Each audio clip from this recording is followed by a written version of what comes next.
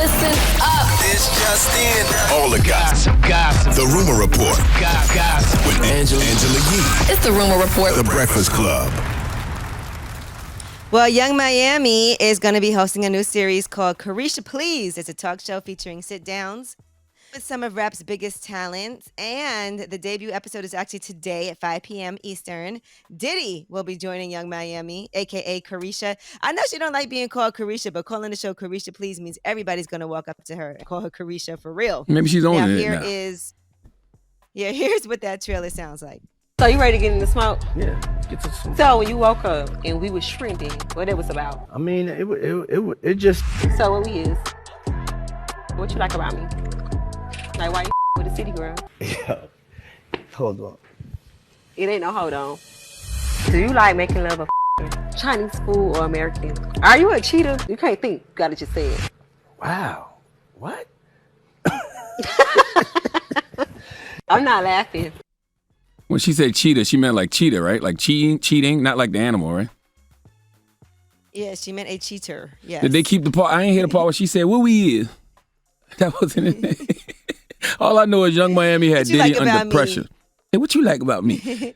I didn't hear him answer nothing. Hey man, Diddy, I'm just letting you know, Young Miami might be too much for you. I'm sure it's fun, but you have to keep in mind you were born in the 6th decade of the 1900s. Don't catch a stroke or something trying to keep up with that young gal now, okay?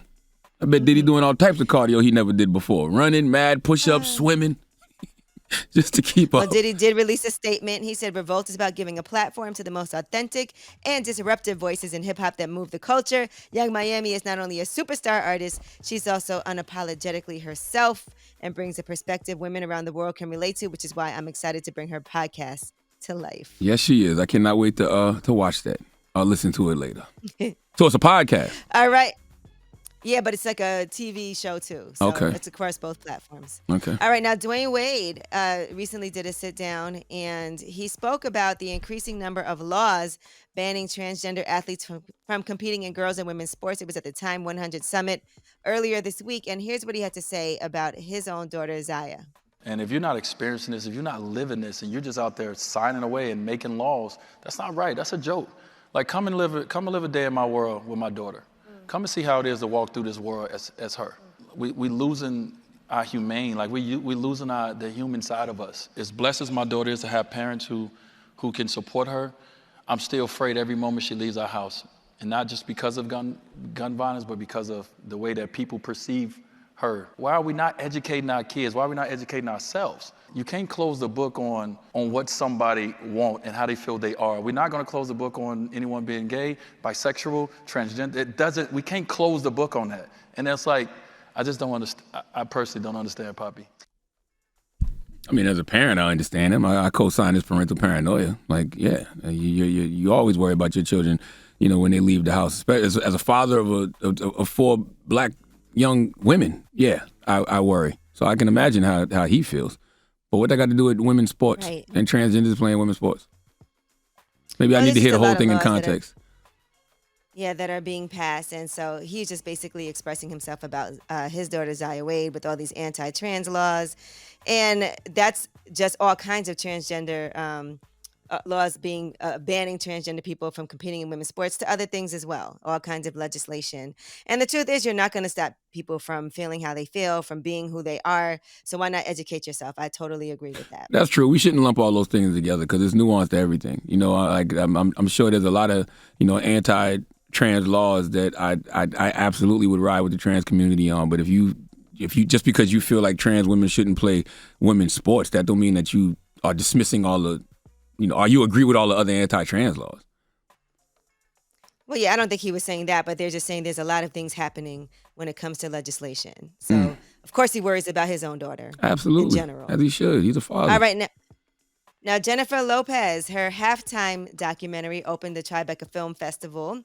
And from what I'm reading, they're saying this is a really good one. So they talked about her co-headlining with Shakira in 2020. Some people were wondering, why did she need anybody else to join her to do that?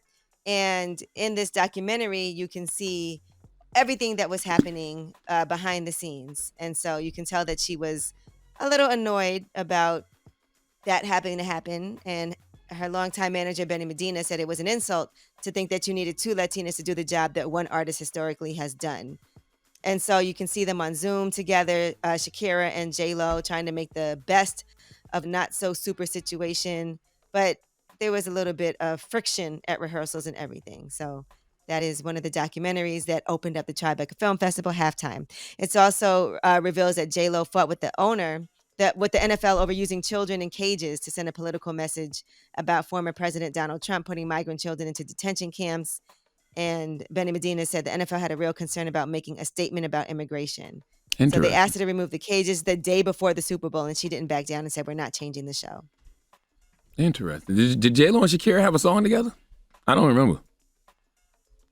I don't know, but it is weird that they would have co-headliners. I don't know how often that's happened. Well, I mean, I felt that way about, this year's Super Bowl, but I was like, you know what? It made sense. Like, it was a Dr. Dre, he curated it. Yeah, so it made sense. Interesting. People always have special guests. Yep. All right, well, that is your rumor reports. And coming up next, we got Donkey of the Day. Charlamagne, who you giving your donkey to? Oh, my God. There's a young man in Memphis, Tennessee. His name is Robert Mitchell. He needs to come to the front of the congregation. I'm just going to say some Donkey of the Day sell themselves. That's all I'm going to say, and I'm going to leave it at that. We'll talk about it after the hour. Donkey of the Day, The Breakfast Club.